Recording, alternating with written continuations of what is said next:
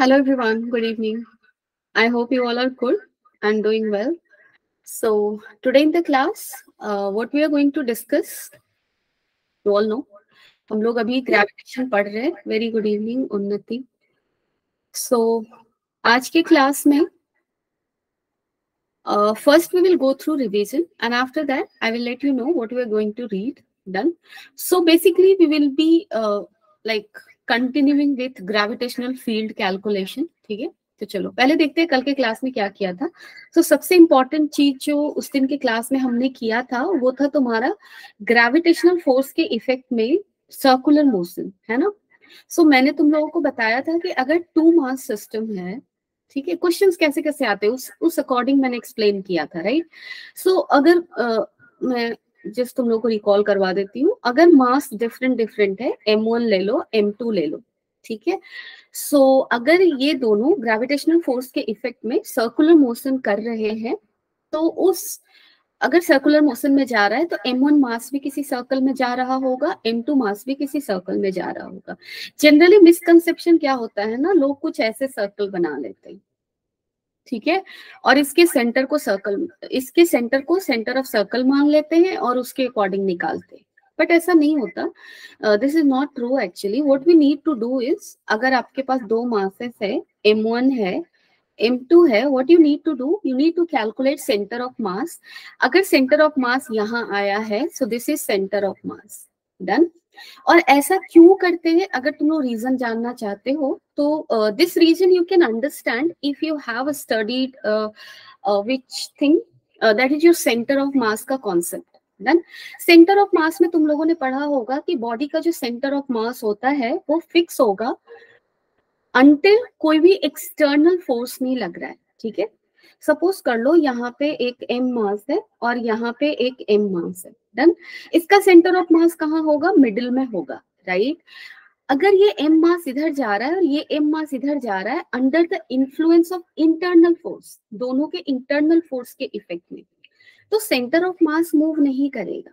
Centre of मास कब move करता है, जब कोई एक्सटर्नल फोर्स लगता है. डन. और इन दोनों मासेस के बीच में जो ग्रेविटेशनल फोर्स हुआ वो तो इंटरनल फोर्स हो गया ना, अगर तुम इस दोनों मास को एक सिस्टम मान रहे हो तो, ठीक है.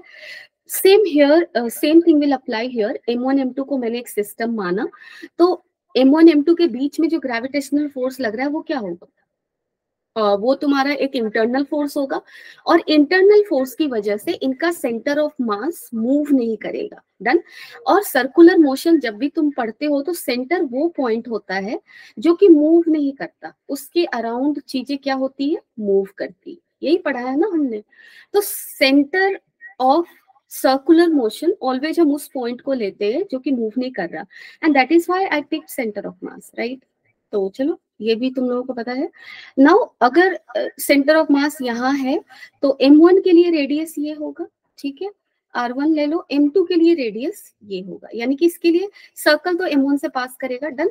सो ऐसा सर्कल बनाओगे जिसका रेडियस R1 हो. सिमिलरली M2 के लिए ऐसा सर्कल बनाओगे जो M2 से पास कर रहा हो और उसका रेडियस R2 हो with centre of mass as centre. Done.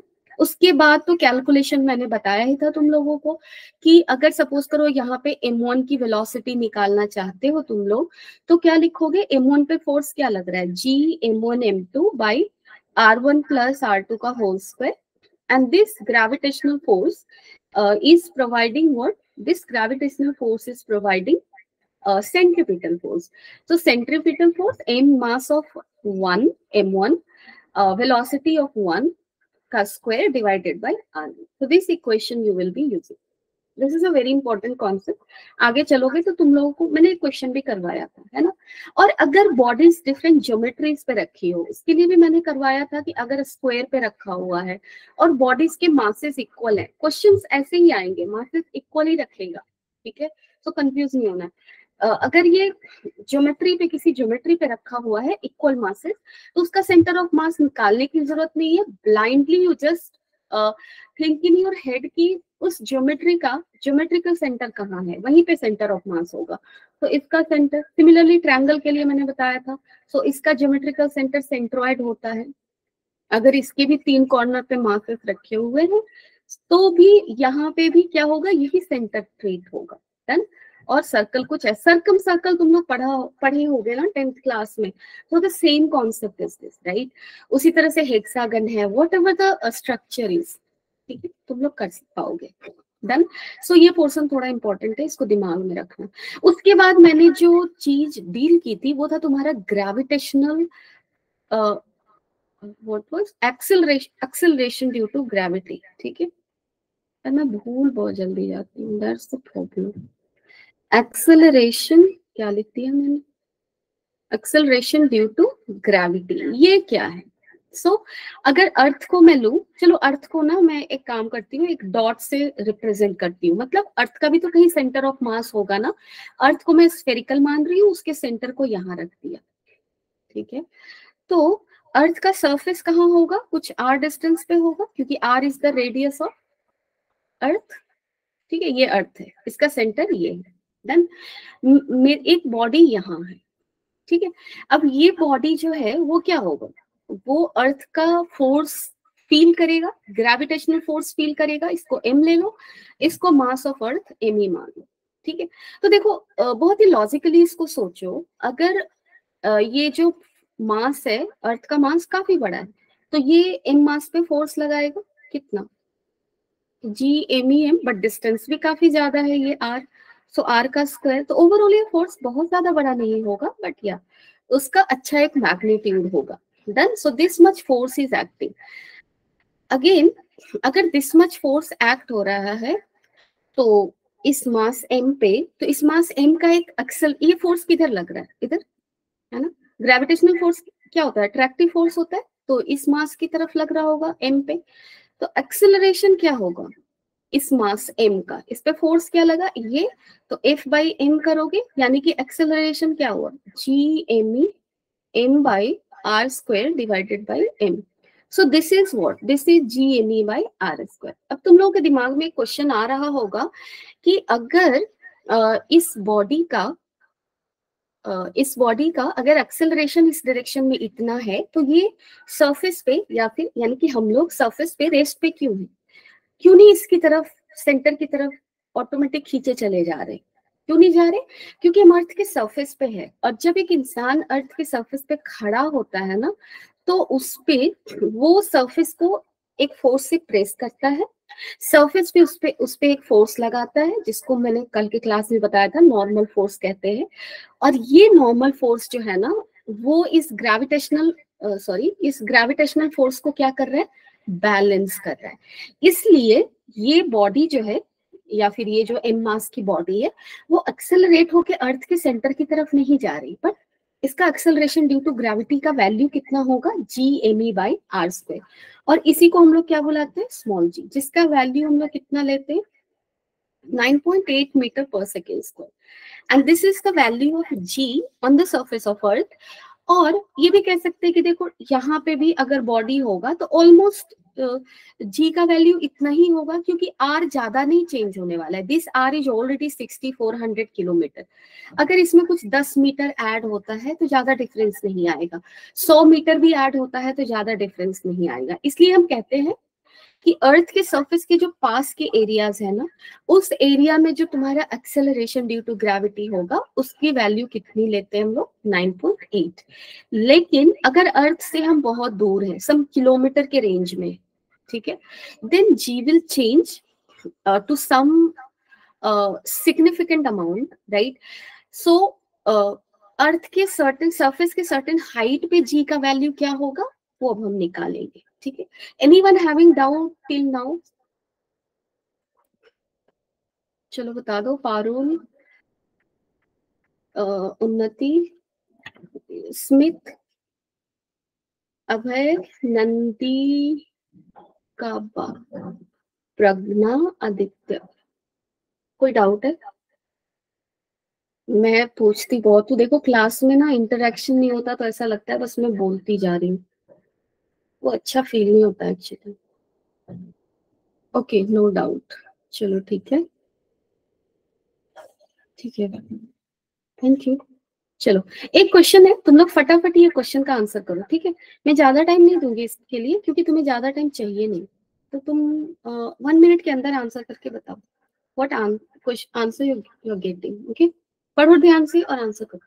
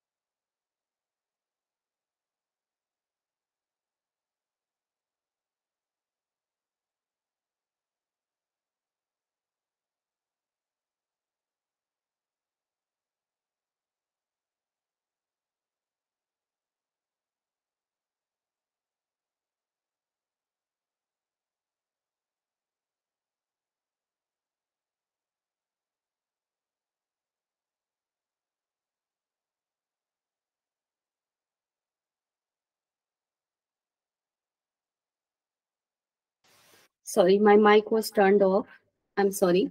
So Aditya, this was for you actually. मैं आपसे पूछ रही हूँ कि टाइम पीरियड का फॉर्मूला क्या होता है. Can you tell me? Okay, one more answer I got from Pragna. Okay, done.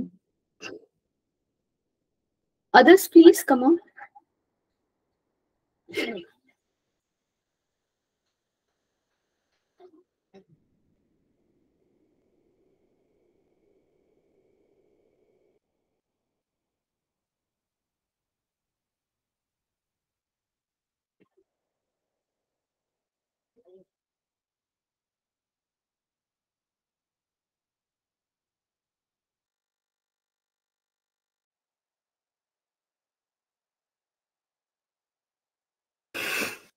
Anyone? Okay, others, please. Two options I have got. Everyone else pitch in, please. Come into field. Let me know the answers. Right or wrong doesn't matter. What matters is you are trying. Okay? This is my formula. Everyone should try. And that is what helps everybody. You know? So that is important. अब देखो चलो मैं ही question को करती हूँ. If the mass of sun were 10 times smaller, ठीक है, अभी जितना सन का मास है उससे वो 10 गुना छोटा है. And universal gravitational constant that is G. G का वैल्यू हो गया जी डैश, जहां पे जी डैश किसके बराबर है, 10 टाइम्स लार्जर इन मैग्नीट्यूड. सो ये हो गया 10 जी. ठीक है. Which of the following is not correct. अब देखो ये 10 जी होने से क्या असर पड़ेगा, एक्सेलरेशन ड्यू टू ग्रेविटी पे. मैंने उसी से क्वेश्चन दिया तुम लोगों को यहाँ पे. तो जी का वैल्यू नियर सरफेस ऑफ अर्थ मैंने अभी अभी डिफाइन किया, जी एमी बाई उन्नति. ओके, चलो देखते हैं. ठीक है, सबने सोचा, ये बड़ी अच्छी बात है. जी एमी बाई आर ई का स्क्वायर, यही है ना. अब तुम देखो यहाँ पे क्वेश्चन में जो भी चीजें दी हुई है, क्या उसकी वजह से जी का वैल्यू चेंज हो रहा है 9.8 से. तो यहाँ पे क्या, मास ऑफ अर्थ पे तो कोई असर नहीं पड़ रहा क्योंकि क्वेश्चन में ऐसा नहीं दिया है. मास ऑफ सन की बात की है. ग्रेविटेशनल कांस्टेंट बढ़ रहा है 10 गुना, यानी कि जी भी क्या हो जाएगा 10 गुना ज्यादा. सो अगर एक्सेलरेशन ड्यू टू ग्रेविटी 10 गुना ज्यादा है तो इमेजिन करो कि तुम्हारे पास सपोज एक ट्री है. ठीक है, ऐसा कुछ ट्री है, इससे एक फल गिरा. अगर ये फल गिरेगा, एक्सेलरेशन ड्यू टू ग्रेविटी 10 गुना ज्यादा है, तो ये बहुत फास्ट सरफेस ऑफ अर्थ को टच करेगा, है ना, क्योंकि उसका एक्सेलरेशन बढ़ गया. उसी तरह से क्लाउड भी हमारा हमसे बहुत ज्यादा दूर नहीं है, वो भी हमारे अर्थ के एटमॉस्फेयर के नियर अबाउट ही है. सो वहां से अगर ये क्लाउड है और यहाँ से अगर ड्रॉप्स गिर रहे हैं, बारिश हो रही है, और देखो ड्रॉप्स डाउन क्यों गिरता है, because of gravity, right. And if gravity is attracting it 10 times more, then what will happen, ये और तेजी से बारिश होगी, राइट. बूंदे जल्दी जल्दी जल्दी जल्दी अर्थ की सरफेस तक पहुंच जाएगी. सो rain drops will fall faster. Yes, it will fall faster. So this is true actually, not false. Walking on the ground would become more difficult. अब देखो ये क्यों कहा गया है, अब आप देखो ध्यान से, अर्थ के, अभी भी मैंने एक्सप्लेन किया था, अर्थ के सरफेस पे हो, ठीक है, ग्रेविटेशनल फोर्स तुमको डाउनवर्ड खींच रहा है, खींच रहा है ना, लेकिन हम डाउनवर्ड नहीं जा रहे। क्यों? क्योंकि ये जो सरफेस है, उस सरफेस को मैं पुश कर रही हूँ और सरफेस मुझ पे रिएक्शन फोर्स दे रहा है, जिसको हम नॉर्मल रिएक्शन बोलते हैं, एन। सो एन किसके बराबर होता है? M G. और अगर जी 10 गुना हो गया तो एन भी मुझे 10 गुना बढ़ाना पड़ेगा, है ना। So it will be more difficult for me to maintain my position on earth. Done. So that is why this is also true. Now time period of simple pendulum, time period का formula क्या है, इसे भी याद रखना, 2 pi L by जी, जहां पे L क्या है, पेंडुलम कैसा होता है ऐसा, ठीक है, ये लेंथ ऑफ स्ट्रिंग है, and this is ball, its mass is m, and if it is performing what is that called, periodic motion, then its time period will be 2 pi root under L by G. Done. And if G is increasing, then time period will what? Time period will decrease. So this is also correct. Now G on the earth will not change. Change तो कर रहा है, 10 गुना बढ़ रहा है, so this is wrong. So the correct option will be what? Correct option will be B. I hope it is clear. Any doubt? किसी को है तो बता दो।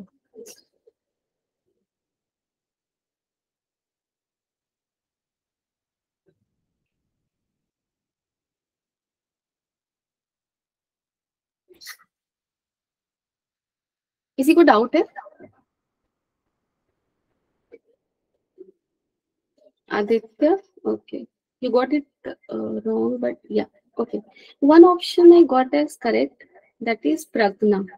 Okay, चलो ठीक है, सभी लोगों ने ट्राई किया, that is too good. Now we are going to calculate again, जैसा कि मैंने बोला, अब हम लोग G का वैल्यू कैलकुलेट करेंगे अगर अर्थ के सरफेस से हम काफी ज्यादा हाइट के ऊपर हैं, ठीक है। So acceleration due to gravity above the surface of earth. Suppose कर लो हम लोग अर्थ के मास को एम ई मान लो, रेडियस को आर ई मान लो, सपोज कर लो हम लोग एच हाइट ऊपर है, और यहाँ पे मुझे स्मॉल जी का वैल्यू निकालना है, तो क्या होगा? अर्थ के सरफेस पे तो हमने निकाला जी एम ई बाई, यहाँ पे कितना आया हमारा, G M E by R E का स्क्वायर। अगर एच हाइट ऊपर है तो क्या आएगा? तो देखो एक्सेलरेशन ड्यू टू ग्रेविटी निकालने का सिंपल तरीका है, उस हाइट पे तुम मास को रखो, उस पे नेट फोर्स निकाल लो, फिर उस फोर्स को इसके मास से डिवाइड कर दो, force by mass will give you what? Acceleration. किसका मास? जिस मास पे तुम फोर्स निकाल रहे। Done. The body which is in consideration, right. चलो, force acting on this mass will be how much? This much. Force कौन लगाएगा इस पे? अर्थ। अर्थ का मास है M E, so ji M into M E by earth के centre से ये कितने डिस्टेंस पे है? H plus R E. यानी कि हम यहाँ पे अज्यूम कर सकते हैं ना कि अर्थ का सेंटर ऑफ मास यहाँ है, और ये जो स्मॉल मास है, अर्थ का सेंटर ऑफ मास यहाँ मान सकते हैं, है ना, और स्मॉल मास यहाँ है, ठीक है। इन दोनों के बीच का डिस्टेंस कितना होगा? R E plus H. So that is why force is this G M one M two by R square, right. Now acceleration experienced by point mass कितना होगा? फोर्स बाय पॉइंट मास के मास से डिवाइड करोगे तो मुझे कितना मिलेगा? G M E by R E plus H का स्क्वायर। बहुत ही सिंपल है ना। अब हम लोग क्या करेंगे? अब यहाँ पे तुम ध्यान से देखो, this is G M E by R E square नहीं है, डिनोमिनेटर में और बड़ा टर्म है, so definitely this G is going to be less than this G, right, है ना। So clearly that is going to be less than that thing. G equal to this much है ना, हमने देखा है। अब देखो इसको हम लोग सिंप्लीफाई करने जा रहे हैं, जैसे प्रीवियस केस में भी देख लो, इसको सिंप्लीफाई करके क्या लिख सकते हैं? G एम ई है, एक काम करो आर ई को कॉमन ले लो। अगर आर ई को कॉमन लेते हो तो आर ई प्लस एच का स्क्वायर है ना, तो क्या होगा? आर ई स्क्वायर, है ना, 1 plus H by R E का स्क्वायर। ये आर ई को कॉमन लेने का क्या फायदा हुआ क्योंकि G M E by R E square किसके बराबर होगा? जी के बराबर हो जाएगा, ये जी के बराबर हो जाएगा, ठीक है। So G by 1 plus H by R E का स्क्वायर हो जाएगा। डन। अब आप यहाँ पे देखो, वही सेम अप्रोक्सीमेशन किया गया है। डन। अब यहाँ पे एक अजम्पशन ले रहा है कि अगर सपोज कर लो कि जो एच है वो आर ई से काफी छोटा है, बहुत छोटा है, डन। सो अगर बहुत छोटा होगा तो तुम लोग अभी से जो जो चीजें बताती हूँ ना याद रखना। Gravitation chapter is very important for learning first chapter of electrostat. Done. और यहाँ पे जो जो अजम्पशंस है सेम अजम्पशंस हमें वहां भी करने होंगे। तो तुम लोगों ने मैथमेटिक्स में एक चीज पढ़ी होगी, अगर नहीं भी पढ़ी है तो अभी से याद कर लेना। अगर फॉर्म कुछ इक्वेशन ऐसा दिखे 1 + x,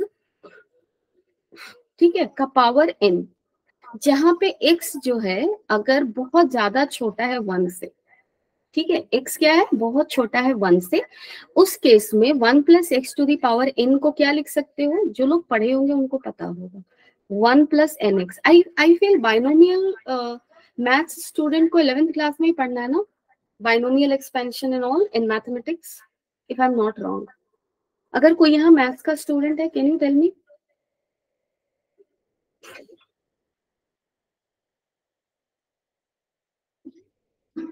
Aditya, Pragya, Unnati, Parul, if you're here, yeah, you're here. Yes ma'am, binomial है। डन। तुम लोगों ने पढ़ा हो। डन। 1 + nx अज्यूम करेंगे, ठीक है। अब यहाँ पे देखो मैंने क्या माना, ए चीज far far less than R E. अगर ये मान रहे हो इसका मतलब क्या है, चलो, ए चीज far far less than R E, इसका क्या मतलब है, यहाँ पे एच को डाउन ले जाओ, या फिर एक काम करो, आर ई को इधर लाओ, ठीक है। h/r ई क्या हो जाएगा, फार फार लेस देन 1, है ना। If h is far far less then r e, h/r is far far less then 1, यानी कि 1 + x का टर्म है यहाँ पे, और ये x क्या है, h/r e, which is far far less then 1। तो इस इक्वेशन के लिए भी इस इक्वेशन को हम कैसे लिख सकते हैं, देखो, GME/RE² को क्या मान लो, g मान लो। G/g इंटू क्या लिख सकते हो इसको, 1 + h/r e का पावर -2, अगर ऊपर ले जाओगे तो, चलो इधर होगा करके देखते, ठीक है। एक काम करती हूँ, इसको हटा दे, ठीक है। यहाँ पे इस इक्वेशन को ऐसे लिख सकते हैं ना, g 1 + h/r e का पावर -2, क्योंकि ये नीचे था तो पावर 2 था, न्यूमरेटर पे ले जाएंगे तो -2 हो जाएगा। अब यहाँ पे बाइनोमियल एक्सपेंशन का जो थ्योरी है उसको लगा दो, ठीक है। अगर वो थ्योरी लगाओगे तो g इंटू 1 + nx, मैंने बोला ना n का वैल्यू यहाँ पे क्या है, यहाँ पे n = -2 है। यहाँ पे आप क्या लिखोगे, g at any height h where h is far far less than re, g into 1 - 2h by re. So this is the formula of g at any height h if h is far far less than re. अगर radius of earth से H काफी छोटा है तो, अगर radius of earth से H comparable है, उस केस में तुम्हें कोई भी अप्रोक्सीमेशन नहीं करना है। अगर मैं यहाँ पे लिखूं, if H is comparable to R E, ठीक है, अगर कंपेरेबल है तो g at any height H, simple formula लिखोगे, g/1 + h/r e का square, without any assumption, right, without applying this binomial वाला thing. Done, this will be this. लेकिन अगर ये ट्रू है then final formula will be this. Okay, done है। किसी को डाउट है तो बीच में भी लिख सकते at the time when I am explaining. सबको क्लियर है इस क्वेश्चन, ये क्वेश्चन क्लियर है सबको, और anyone is having any doubt in this? If you are having doubt let me know, otherwise we will do one question, ठीक है। चलो, so this is a question is very easy, again I'm not going to give you more time, but chalo, 1 minute ka time you're having, because in this question you just need to apply the formula and you will get the answer, ठीक है। तो आप formula को apply करो and you'll get the answer। Height कितने height पे निकालना है, half the radius of earth, okay.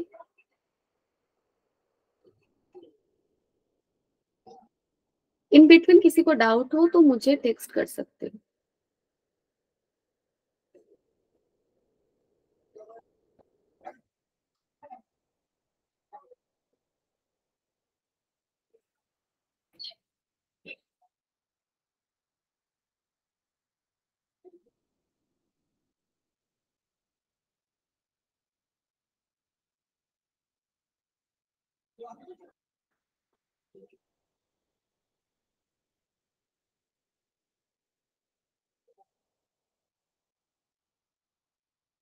Gravitational force पूछ रहा है, ठीक है।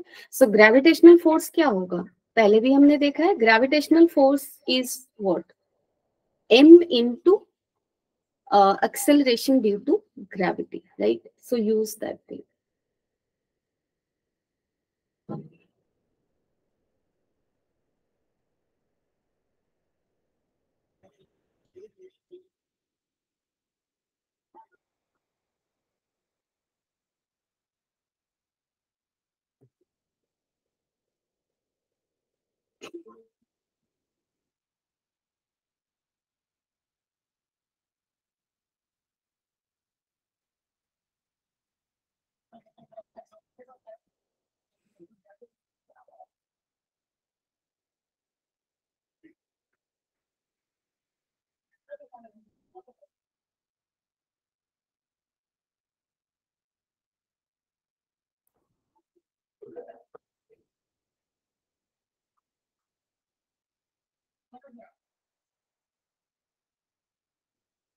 Are you all getting it or not? Let me know what problem you're facing.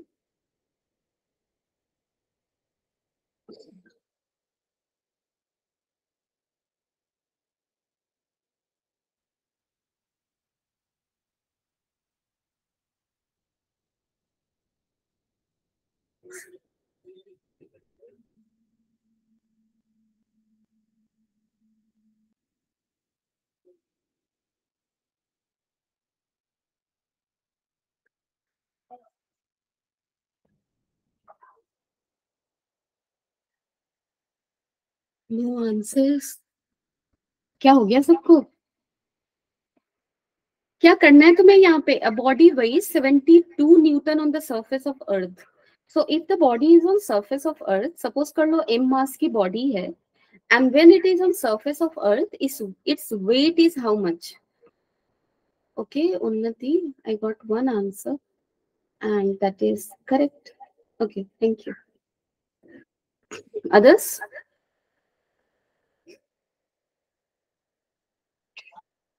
I told you now, weight means what? Mass of body into acceleration due to gravity at that point, right? So if on the surface it is, its weight will be how much? Its weight will be equal to m into g, where g is what? G is acceleration due to gravity on the surface of Earth. And if it is at height h, और यहाँ पे देखो h का value कितना है, h is equal to half the radius, re by 2 के बराबर है। और अगर ये re by 2 के बराबर है, this is not very very small then that of re, है ना, वो assumption यूज नहीं होगा। So at this point what will be acceleration due to gravity, आप उसको कैलकुलेट कर लो, ठीक है। सो जी डैश क्या होगा, G M E by R E plus H का स्क्वायर, एच कितना है तुम्हारा, आर ई बाई 2 है, इसका स्क्वायर कर लो, ठीक है। So ji M E divided by this will become 3 R E by 2, square करोगे 9 आर ई का स्क्वायर इंटू 4। अब देखो ये क्या बचा, 4 by 9 into G M E by R square, and that is equal to G. G is what? Acceleration due to gravity on the surface of Earth. So G dash का value ये आया। Now what will be weight at that height? तो आप weight को क्या लिखोगे at that height? M into G dash. So M into 4 by 9 into G. और mg का वैल्यू कितना है? mg is 72 Newton, right? On the surface of Earth, it is how much? 72 Newton. So this is equal to 72 into 4 by 9. And this will get cut like this, and you will get answer as 32 Newton. Isn't it easy? Come on. चलो तुम लोग participate करो, क्या हुआ, नहीं हो रहा questions, या ध्यान कंसंट्रेट नहीं कर पा रहे हो, ये बताओ। Anyone want to talk about कि क्यों नहीं हुआ, या फिर क्या प्रॉब्लम फेस कर रहे थे, या फिर पहली दफा था इसलिए नहीं हुआ? एनीथिंग यू वांट टू से?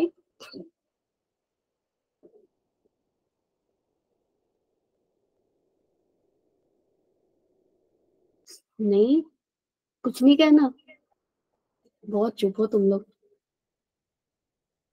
मैम कैलकुलेशन मिस्टेक हो रही थी, ओके। ये तो होता है, ये कैलकुलेशन मिस्टेक होता है। इसको हटाने का एक ही तरीका है कि तुम ज्यादा से ज्यादा कैलकुलेशन करो, ठीक है। चलो, अब हम लोग क्या करेंगे, अगेन एट डेप्थ डी निकालेंगे, ठीक है। चलो निकालते हैं, और इसका डेरिवेशन बहुत इंपॉर्टेंट है। It will find application in electrostat, again everything is related, और ये काफी इंपॉर्टेंट है। चलो देखते हैं, acceleration due to gravity below the surface of earth. अभी तक हम क्या कर रहे थे, सरफेस ऑफ अर्थ पे निकालो। अगर सेंटर से किसी हाइट, यहाँ से किसी हाइट पे है तो निकालो, है ना। अगर यहाँ से कहीं अंदर निकालना है, अंदर के पॉइंट पे, तो कैसे निकालेंगे, चलो देखते हैं। सपोज कर लो मेरा एम मास अर्थ के सरफेस पे नहीं, सरफेस के ऊपर नहीं, सरफेस के अंदर है। एम मास यहाँ है, कितने डेप्थ पे है, डी डेप्थ पे है, ठीक है।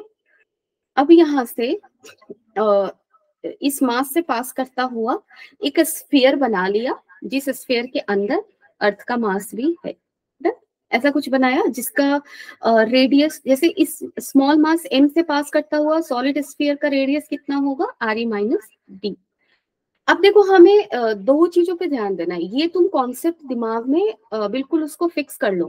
और वो ये है कि अगर तुम्हारे पास एक सॉलिड स्फीयर है, ठीक है, हमेशा इस चीज को याद रखना, सॉलिड स्फीयर के अंदर के किसी पॉइंट पे अगर तुमने मास रखा है, ठीक है, और वो सेंटर से सपोज कर लो इतने डिस्टेंस पे है, और उतने डिस्टेंस का एक स्फीयर बना लो, ठीक है। मेरा स्फीयर काफी बेकार दिख रहा है बट स्टिल, तो कॉन्सेप्ट ये है कि ये जो स्फीयर है ना, यहाँ से पास करता हुआ, उसके अंदर का जो मास है, सिर्फ वही इस एम मास पे gravitational force, net gravitational force लगा पाएगा।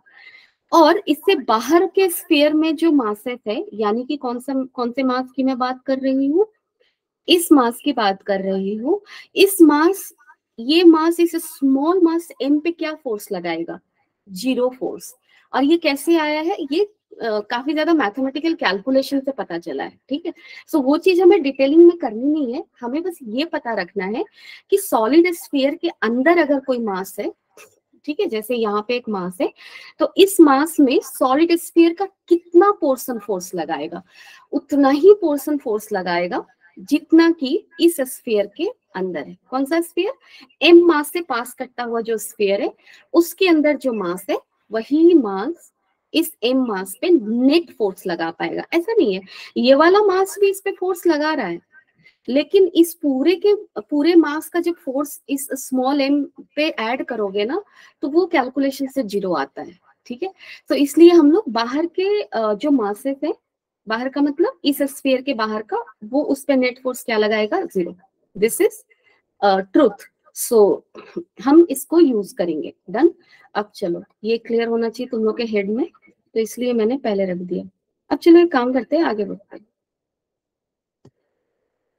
अब आप देखो क्या हो रहा है, force on M due to outer shell of thickness D is zero. So जो सेल है डी थिकनेस का, उसकी वजह से एम मास पे फोर्स क्या लगेगा, जीरो। डन, वो मैंने एक्सप्लेन किया। अब आप देखो, for smaller sphere of radius are E minus D, point mass is outside it और ऑन इट सरफेस। डन। सो ये वाला स्फीयर इस पे कितना फोर्स लगाएगा, तो सेम क्वेश्चन हो गया ना अब तो। अब क्वेश्चन ये हो गया कि ये जो स्फीयर है कितने रेडियस का, are E minus D radius का स्फीयर है ना। और इस स्फीयर का मास ऑफ अर्थ से अलग होगा, तो एम डैश मान लो, और उसके सरफेस पे यहाँ पे एक स्मॉल मास एम है, इस पे फोर्स क्या लगेगा, तो क्या फोर्स लगाओगे, G M into M dash by R E minus D का स्क्वायर, यही फोर्स लगाओगे ना, क्योंकि अर्थ के सरफेस और सेंटर के बीच का हमने कैलकुलेशन ऑलरेडी कर रखा है। Same situation is this, only the difference is here mass is not equal to mass of earth, it is somewhat less. So यहाँ पे हमें m dash को कैलकुलेट करना पड़ेगा, ठीक है। सो m dash को तुम बहुत इजीली कैलकुलेट कर सकते हैं, क्योंकि ये बेसिक मैथमेटिक्स है। अगर r स्फीयर का रेडियस, सॉरी, r रेडियस के स्फीयर का मास सपोज कर लो m है और इसका डेंसिटी रो है, तो कैसे निकालोगे आप, है ना। सो m इक्वल टू किसके बराबर होगा, m इक्वल टू होगा 4/3 पाई आर क्यूब होगा ना, sorry this is volume and this into rho, done. और m डैश क्या होगा, m डैश क्या करोगे 4/3 pi R E minus D का क्यूब इंटू रो, डन। तो वैसे करके निकाल कंपेयर करेंगे, ठीक है। So mass of S, S मतलब इस पोर्शन का मास निकाल रहा है, ठीक है, जो अंदर का पोर्शन है। सो कितना होगा 4/3 pi R E minus D का क्यूब इंटू रो, यानी कि इस स्मॉल स्फीयर जो भी स्फीयर बन रहा है ये, उसका volume into density of earth, right. अब आप देखो यहाँ पे एमई का वैल्यू क्या होगा, मास ऑफ अर्थ का वैल्यू क्या होगा 4/3 pi R E cube into rho, है ना। तो यहाँ पे जो रो है, इस रो को हम क्या लिख सकते हैं, इस रो को लिख सकते हैं M E by 4/3 pi R E cube, लिख सकते हैं ना। सो इन दो इक्वेशन के हेल्प से हम लोग एम एस का कोई छोटा सा फॉर्म लिखेंगे। तो देखो M S by M E किसके बराबर आ रहा है, इन दोनों को डिवाइड कर दो, तो 4/3 पाई कट जाएगा, रो रो भी कट जाएगा, बेस्ट है डिवाइड कर दो। So R E minus D का होल क्यूब किसके बाई आर ई क्यूब किसके बराबर हुआ, M S by M E, तो एम एस कितना होगा, अब आप इजिली लिख सकते हो, एम एस हो जाएगा M E R E minus D का whole cube by R E का क्यूब, ठीक है। ये समझने में किसी को प्रॉब्लम है, anyone, so that I can move ahead. My dear students, if you have any problem, let me know.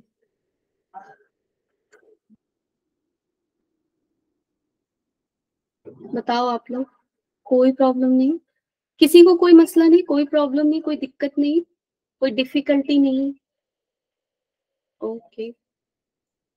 उन्नति are very fast with replying, that's also good sign. Others तो लग रहा है सो रहे हैं, क्या हो गया, सभी लोग फुर्ती दिखाओ यार, क्लास में फुर्ती होना मतलब अच्छा फील होता है। Most welcome.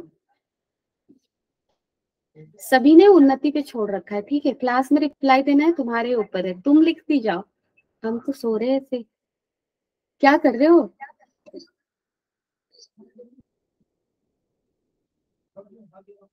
अच्छा 14 नवंबर चला गया ना, हैप्पी चिल्ड्रंस डे, चला गया यार, क्लास ही नहीं हुआ उस दिन, हुआ था नहीं, हुआ था क्या, नहीं हुआ था, तुम लोग आए नहीं थे, चलो ठीक है। अब हम लोग क्या निकालेंगे, एक्सेलरेशन, एमएस तो मिल गया ना हमें, तो अब देखो नहीं हुआ था, हाँ वही acceleration due to gravity below the surface. अब हमें एमएस मिल गया ना, तो acceleration due to gravity at that point कैसे निकालेंगे, g M into M S by R E minus D का स्क्वायर नेट फोर्स होगा, और उसी फोर्स से हम लोग क्या निकालने वाले हैं, एक्सेलरेशन, ठीक है। सो फोर्स कितना होगा, इतना G M S M R E minus D का होल स्क्वायर, डन। इस मास पे ये स्फीयर, ये वाला स्फीयर कितना फोर्स लगाएगा, इतना force, g into mass of that sphere into small m by radius of sphere का स्क्वायर, ठीक है। ms का वैल्यू यहाँ पे पुट किया गया, देखो ms का वैल्यू जब पुट करेंगे तो कुछ ऐसा आएगा, ms का वैल्यू कितना आया था, M E R E minus D का whole cube by R E का क्यूब। अब देखो ये आर ई माइनस डी का स्क्वायर है, ये आर ई माइनस डी का क्यूब है, तो दो पावर कट जाएगा, एक बचेगा ऊपर, तो क्या मिलेगा हमें, G M E M R E minus D by R E का क्यूब। अब आप यहाँ पे ध्यान से देखो, ये तो फोर्स मिला, एक्सेलरेशन ड्यू टू ग्रेविटी कैसे निकालेंगे, मास से डिवाइड कर देंगे इस चीज को, तो चलो वही करने वाले हैं अब हम, सॉरी, अब क्या मिला देखो, जी एम ई आर ई का square 1 minus D by R ई, ये ऐसे क्यों लिखा गया, एफ डी बाई एम करोगे तो कितना मिलेगा, अगर ये करोगे आप तो आपको मिलेगा G M E R E minus D by R E का क्यूब, क्यूब है ना। देखो यहाँ पे आर ई का स्क्वायर लिखा है, तो एक आर ई को अलग कर दिया और उसको are E minus D by R ई लिखा, तो वो क्या हो जाएगा, इसको क्या लिख सकते हैं, अगर तुम इसको ऐसे लिखोगे G M E by R E का स्क्वायर लिख दो, और यहाँ पे था R E minus D by R E, तो क्या हो जाएगा 1 minus D by R E. तो कुछ ऐसा आया, ऐसा आया। Done. So this is acceleration due to gravity at certain depth, at depth D. Done. G M E by R E square, again देखो ये आर ई को इधर लाने का एक मकसद है। G M E by R E square क्या होगा, स्मॉल जी होगा ना, सो यहाँ पे स्मॉल जी लिख दिया, 1 minus D by R E. So this is, जैसे तुम्हें अगर क्वेश्चन पूछता है कि अर्थ के इनसाइड पॉइंट एक्स डिस्टेंस पे मुझे बताओ एक्सेलरेशन ड्यू टू ग्रेविटी क्या होगी, फॉर्मूला कैसे यूज करना है, डेप्थ की बात की, ये डी क्या है, डेप्थ है, डेप्थ फ्रॉम वेयर, सरफेस। तो अगर ये डिस्टेंस एक्स दिया है तो ये डेप्थ कितना हो जाएगा, आर ई माइनस एक्स। तो put the value of D carefully, D यहाँ पे क्या होगा इस केस में, आर ई माइनस एक्स। ठीक है। सो इसी पे बेस्ड हम लोग अभी क्वेश्चन करने वाले हैं। G at any depth D, हमारा फॉर्मूला क्या आया है, 1 minus D by R E. So put the formula and we will get the answer. अभी देखो मैंने नीट के बहुत सारे क्वेश्चंस रखे हैं, आगे और क्लास में बढ़ेंगे we will do questions from JEE Mains also, but पहले थोड़ा सा फॉर्मूला बेस्ड कर लेते हैं। ठीक है, चलो यार, नीट और जी में अब ज्यादा डिफरेंस रहा नहीं, क्वेश्चंस लेवल में तो डिफरेंस दिखता नहीं है। ठीक है, तो करके बताओ जल्दी से।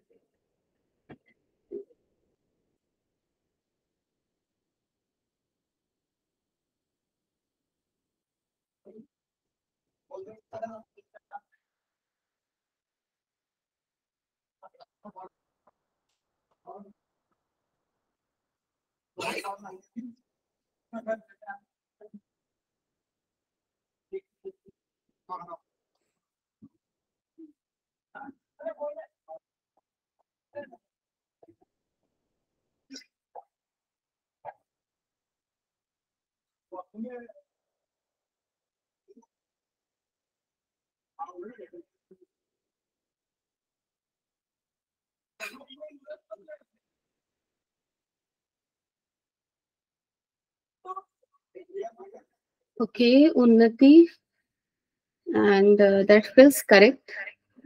Very good. Others, please come on. Everyone, यार आंसर बताओ।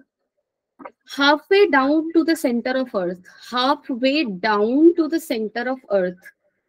यानी कि halfway down to the center of Earth. Centre of अर्थ से कितना डाउन जाना है तुम्हें, हाफ वे। कहने का मतलब अर्थ सरफेस से सेंटर का डिस्टेंस कितना है, R E, half way down जाना है तुम्हें सेंटर ऑफ अर्थ। कहने का मतलब आर ई बाई 2 डेप्थ पे बताना है। ठीक है, it weighs half way down to the centre of the earth. Completely down to the centre of earth होता तो आर ई की बात कर रहा था, सेंटर पे पूछ रहा है। Done. Half way down means are E by 2। Aditya, you need to recheck, please do. Others please come on. जी का वैल्यू निकालो यार, क्या कर रहे हो तुम लोग। स्मॉल इस जी को 9.8 रखो या 10 भी रख सकते हो, अगर क्वेश्चन में कुछ नहीं दिया है 10 भी रख सकते हो। 1 माइनस डी, डी का वैल्यू क्या, Smith, yes yes, that's good.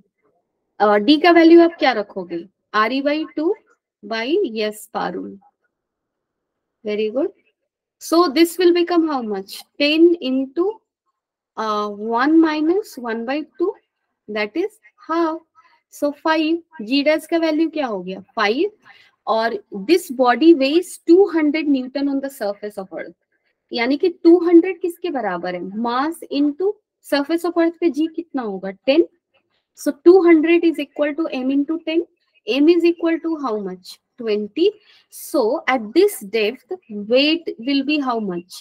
Weight क्या होता है? Mass into acceleration due to gravity at that point. So this is 20 into 5. How much value you're going to get? 10, 100 Newton, right? So this is this. Now let's move ahead. चलो एक और question है इससे, इस बार सभी लोग बताओ क्या आंसर आ रहा है। ठीक है,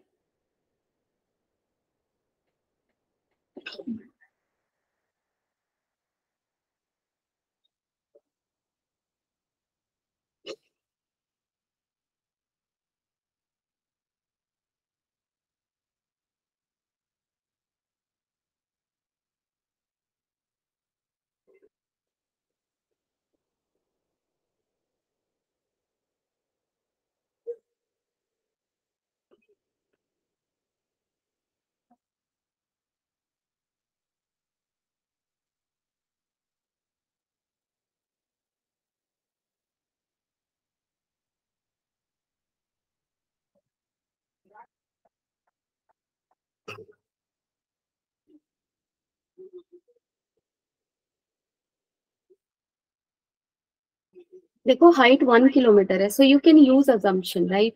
जी चलो अभी फॉर्मूला नहीं याद है तो मैं लिख भी देती हूँ। जी okay Unnati, I got answer and that seems correct. So G at any height H क्या था तुम्हारा, if h is far less than re, then 1 minus 2h by re, if I'm not wrong, it was this, right? And g at any depth d is how much? G 1 minus d by re, है ना? Same है ना? मैं भी भूलने में बहुत expert हूँ, इसलिए Unnati, is this formula correct, the one I have written, or anyone else? Let me know. Okay. So the acceleration due to gravity at a height 1 kilometer above the earth is same as at depth d below the surface of earth. So d का value आपको निकालना है, दोनों same है तो इन दोनों को आप इक्वेट कर दो ना। तो क्या लिखोगे? g Smith, yes that's fine, that's very good. 2h by R E equal to क्या हो जाएगा? g 1 minus D by R E. अब आप इन दोनों को कंपेयर कर लो, एच एच 1 1 भी कट जाएगा, है ना? सो 2h बाई आर ई किसके बराबर आ रहा है? d बाई आर ई, है ना? अब ये आर ई कट जाएगा, डी क्या हो जाएगा? 2h, h is 1 kilometre, so D is how much? 2 kilometre, है ना? क्वेश्चंस में कैलकुलेशन भी लेंदी नहीं है, just you need to put the formula, get the answer, and in JEE Mains also you will get almost like previous year का जब मैंने देखा था, कुछ शिफ्ट में तो 11 क्वेश्चन तक आए थे directly from putting the formula getting the answer type question. Minimum 7-6 question you will get like this, minimum. Maximum it will go up to 11 or 12, right? So there is high probability that if you know the formula, you're going to get some addition to your marks. ठीक है, चलो अब हम लोग एक बहुत ही interesting सी चीज देखने जा रहे हैं कि अभी तक हमने क्या पढ़ा। अगर मैं अभी तक बताऊं तो हमने क्या पढ़ा? हमने ये पढ़ा कि अर्थ का सरफेस है, अर्थ के सरफेस पे एक्सेलरेशन ड्यू टू ग्रेविटी क्या होगा, अर्थ से सर्टेन हाइट पे क्या होगा, अर्थ से सर्टेन डेप्थ पे क्या होगा, ये सारी चीजें हमने देखी। और इन सारे कैलकुलेशन में जैसे हमने अभी तक जो भी मैंने कैलकुलेशन किया उसमें अर्थ को ऐसा रखा, यहाँ पे अर्थ का मास था, यहाँ पे बॉडी को रखा। कहीं भी डिस्कशन में मैंने ये नहीं बोला कि जो तुम्हारा अर्थ है वो अपनी एक्सिस पे रोटेट भी कर रहा है। तो इस रोटेशन की वजह से भी, क्योंकि देखो अगर तुम लोगों ने ये कॉन्सेप्ट पढ़ा है inertial and non inertial frame का, कितने लोग कॉन्सेप्ट पढ़े हो inertial and non inertial frame का?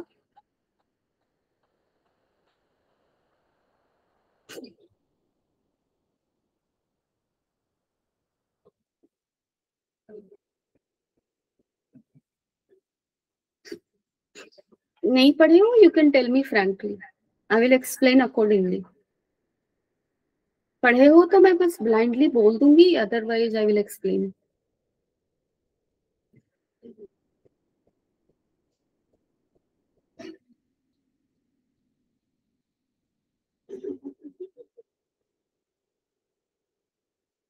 यस ठीक है, अगर तुम लोग नहीं पढ़े हो, मैं अज्यूम कर रही हूँ, तो लाइक एक इनर्शियल फ्रेम होता है। फ्रेम मतलब जहां से खड़े होकर तुम जिस किसी चीज को देख रहे हो, ठीक है? सपोज कर लो मैं यहाँ पे खड़ी हूँ, मैं स्टेशन पे खड़ी हूँ, रेलवे स्टेशन पे, और मैं स्टेशन से खड़े होकर एक ट्रेन के अंदर के आदमी को देख रही हूँ, ठीक है? सो ये रहा तुम्हारा ट्रेन, इसके अंदर रहा तुम्हारा आदमी, और ये जो है वो रेलवे ट्रैक पे ये ट्रेन जा रही है, और मैं यहाँ स्टेशन पे खड़ी हूँ। सो मैं कहाँ खड़ी हूँ? स्टेशन पे। और स्टेशन पे अगर मैं खड़ी हूँ तो स्टेशन तो अर्थ है, वो रेस्ट में मानते हैं हम लोग हमेशा, तो मैं रेस्ट पे खड़ी हूँ। डन। और मैं किसको देख रही हूँ? इसको देख रही हूँ, यानी कि कौन ऑब्जर्वर? कौन हुआ? मैं हुई ऑब्जर्वर जो कि स्टेशन पे खड़ी है। ऑब्जेक्ट कौन हुआ? जो ट्रेन के अंदर है। तो जब तुम्हारा ऑब्जर्वर जो है, फ्रेम की बात हम लोग हमेशा, फ्रेम किसको कहते हैं? जहां पे ऑब्जर्वर खड़ा है, तो जस्ट सी कि जो ऑब्जर्व करने वाला आदमी है वो कहाँ खड़ा है, ठीक है। सो यहाँ पे ऑब्जर्वर कहाँ खड़ा है, स्टेशन पे, और स्टेशन क्या है, रेस्ट में, ठीक है। अब आप देखो यहाँ पे,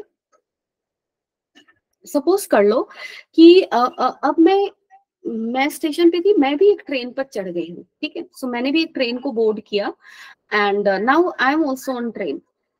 So this is also moving with certain velocity, and this is also moving with certain velocity, and it also has certain acceleration. It also has certain acceleration. ठीक है। अब मैं किससे फ्रेम में हूँ, अभी भी मैं देख रही हूँ इस पर्सन को, पर्सन बी को, ठीक है। अब मेरा फ्रेम कौन सा है, अब मेरा फ्रेम ट्रेन है। तो फर्स्ट केस में जब मैंने बताया तुम लोगों को, तो फर्स्ट केस में हमारा फ्रेम क्या था, स्टेशन, जो कि किसमें था, रेस्ट में था, ठीक है। सेकंड केस जब मैंने एक्सप्लेन किया तुम लोगों को, तो हमारा फ्रेम क्या था, हमारा फ्रेम था ट्रेन, जो कि किसमें है, मोशन में है, उसके पास एक्सेलरेशन भी है, यानी कि दैट इज एक्सेलरेटिंग। डन। तो जो frame of reference, reference frame मतलब जहां से तुम कैलकुलेशन कर रहे हो, जहां से तुम चीजों को देख रहे हो, अगर फ्रेम ऑफ रेफरेंस रेस्ट में है या यूनिफॉर्म स्पीड से या यूनिफॉर्म वेलोसिटी से अगर वो मूव कर रहा है फ्रेम, तब वो इनर्शियल फ्रेम होगा। और अगर तुम्हारा फ्रेम एक्सेलरेट कर रहा है, ठीक है, तो उस फ्रेम को क्या बुलाते हैं, नॉन इनर्शियल फ्रेम, ठीक है। सो यहाँ पे फर्स्ट फ्रेम तुम्हारा कैसा हो गया, फर्स्ट फ्रेम हो गया इनर्शियल, और सेकंड फ्रेम हो गया कैसा, नॉन इनर्शियल, ठीक है। नॉन इनर्शियल फ्रेम कब होगा, आइदर वो रेस्ट में हो या यूनिफॉर्म वेलोसिटी से मूव कर रहा हो।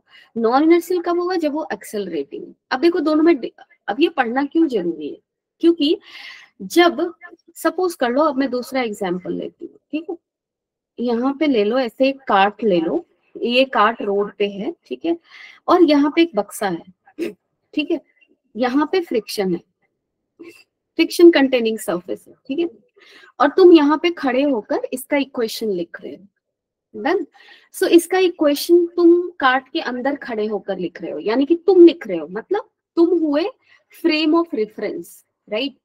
सो तुम कार्ट के अंदर हो, कार्ट अभी रेस्ट में है, सो तुम कैसे फ्रेम में हो, इनर्शियल फ्रेम में हो।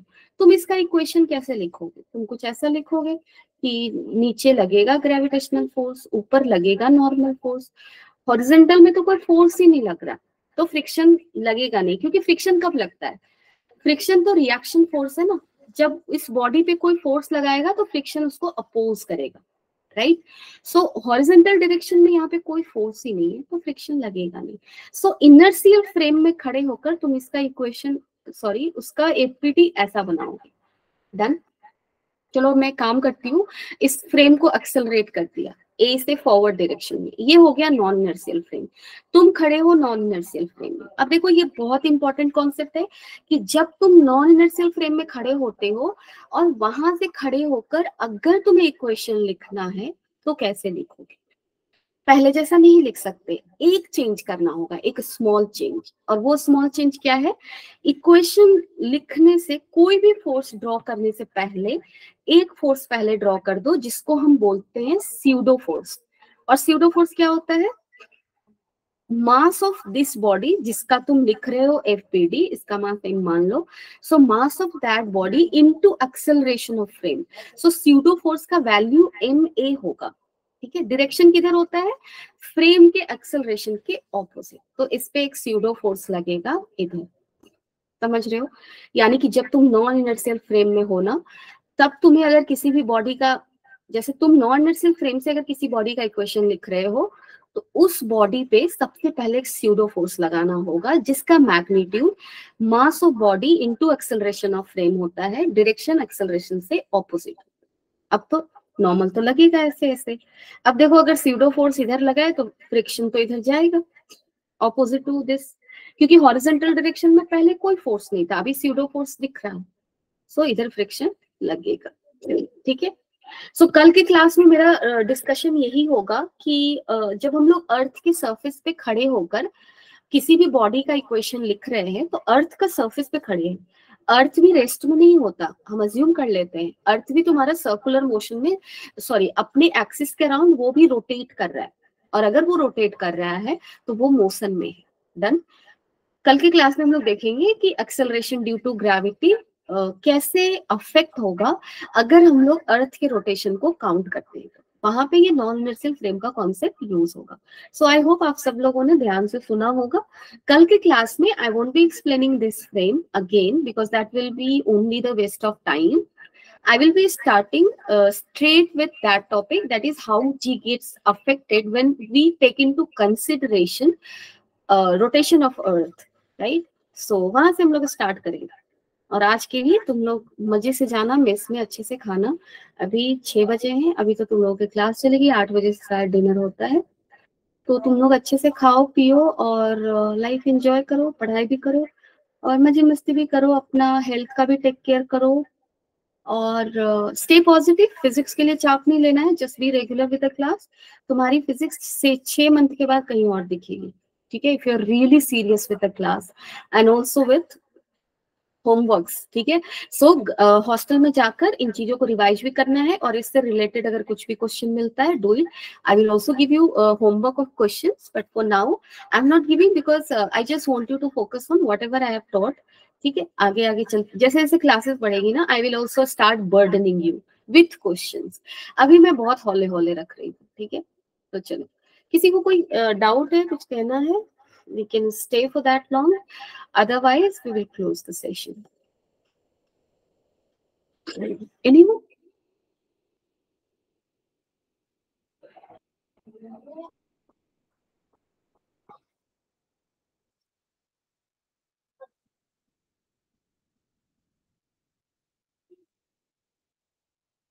इतनी शांति चैट सेक्शन में, come on.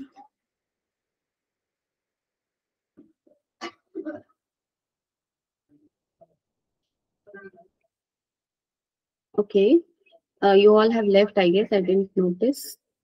Done. Okay, bye bye, take care.